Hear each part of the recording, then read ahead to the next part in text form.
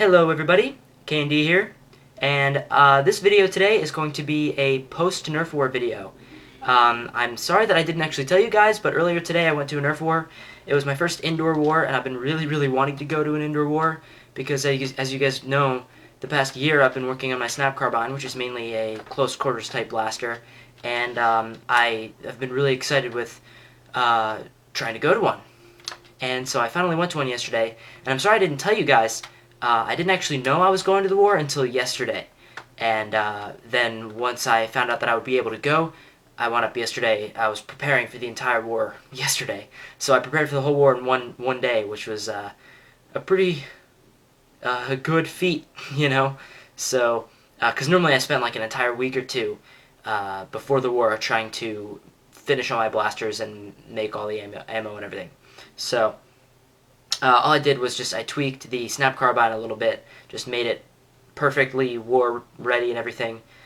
Excuse me, and then I stopped by Kmart and picked up a Raider and put, put a Orange Modworks kit in the Raider.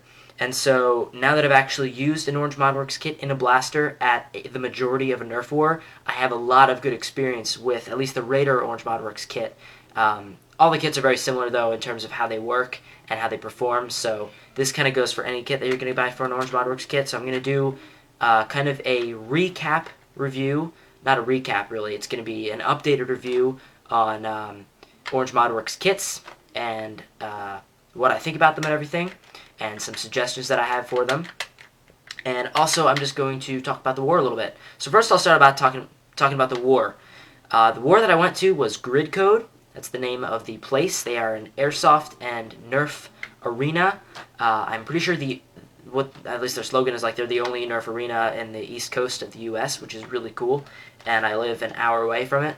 It is in Allentown, Pennsylvania, for any of you guys that want to know about it. If you just Google Grid Code, you'll find it. It's a pretty cool place. It's basically one giant room, and they have tires set up everywhere, and cardboard boxes, and these big, like, wooden obstructions, like, kind of houses, not like full-on houses, but big, wooden boxes with doorways and windows that you can, walk into, and it's just awesome close-quarters combat. Very intense, very fast-paced, perfect for Nerf, and perfect for blasters like a Raider, which is what I have right here. This is the Raider that I modified for the war. As you can see, I put my own little twist to the modification by adding the clear pieces to the grip and this part of the stock. I just did that for fun because I had those parts laying around from an old clear Raider that I modified. It was the Raider that I turned into a Raider pistol, I believe. So I had the grip and the stock piece left over. So I put those on this because I thought it would make it look cool, and I think it does. And then, other than that, I just drilled out the ARs in this and put in the Orange Modworks kit, which for the Raider, the Orange Modworks kit for the Raider consists of the new spring, which is way more powerful, the catch plate, and the catch spring, and then also the reinforcement plate, which I actually did wind up putting in this back gray piece. I don't really know if it does anything, but I put it in there anyways. That's what he said. And yeah, so I use this at the majority of the war, like I said, and I have a few comments to make on the Orange Modworks kit itself. For one, nothing can compare to this blaster at an indoors, close quarters environment, except for like a homemade pump snap, because you just put a hopper on that thing. It has the same rate of fire as this, but it's way more accurate and even better range. Now, at Grid Code, I must add, the ranges were restricted at Grid Code, so you couldn't bring a blaster or use a blaster anyways that fired more than 75 feet, and that's perfect because an Orange Modworks Raider is shooting about 60 or so. I haven't range tested it, but that's what I assume, and so it was kind of right in the range of what I could use legally at this war.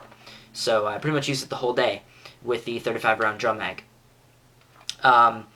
Now, in terms of the OMW kit specifically, the kit gave it great range, and it lasted the entire war. So the stock plunger tube did not break or anything, although I am seeing some signs of stress in the plastic. The seam in the back is kind of starting to crack a little bit.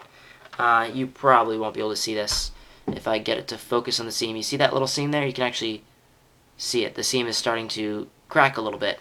Now, it hasn't punctured through. There's not a hole, and that's after firing about 200 rounds. So after 200 rounds through a Raider, I'm starting to see some wear and tear on the plunger tube, and I assume if I keep using this, it probably would not last the next war that I brought it to. So that's a big dislike for me for the first stage Raider kits, and they don't have a second stage Raider kit yet, and what the second stages normally have is a breech and a plunger tube. That is, I guess now they're making them out of polycarbonate, so they're way stronger, and they give you a better seal on your darts in terms of the breech.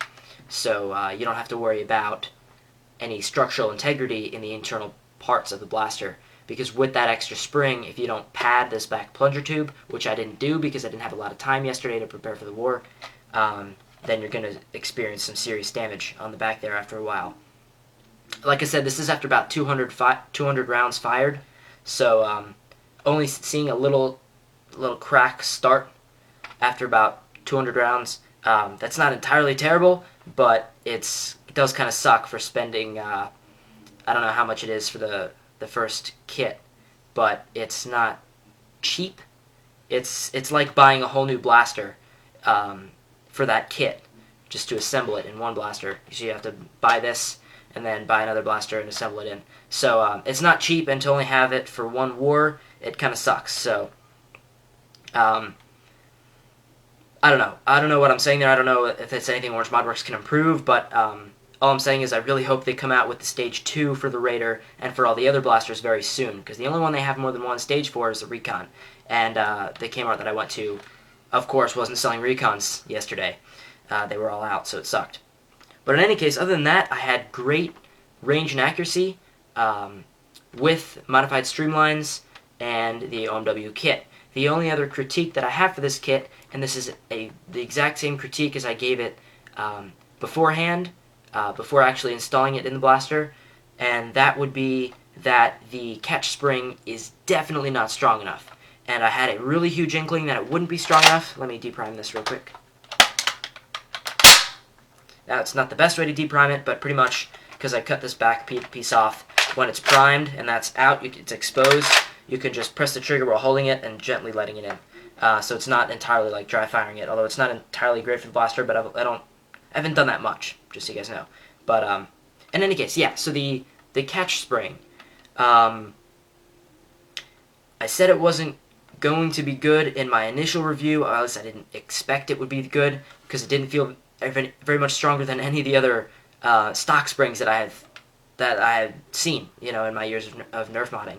And it turns out, after opening this blaster up and comparing the stock spring and the OMW spring side by side, the OMW spring is like a few millimeters larger in terms of length than the stock spring, but in terms of how hard it is to compress them down, both compressing the stock spring and the kit's spring, there's no difference. They're both the exact same strength, at least that my fingers can identify.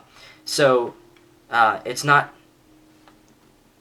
strong enough, in my opinion, and at like the second or third round that I started using this, the catch started weakening on me. So after about 60, 70 shots, this catch started to stop catching properly. So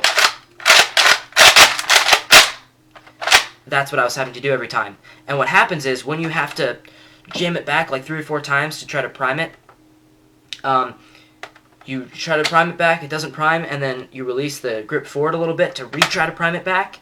And what that happens is, it gets a dart half fed, but not all the way fed, and then you're trying to feed another dart in when you try to reprime it. So you wind up jamming darts. And that was happening to me every other time I try to fire it.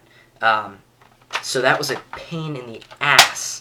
And it's not just me who thinks this. I also showed it around to some of the other people at the war, particularly Numa T49, who I showed it to.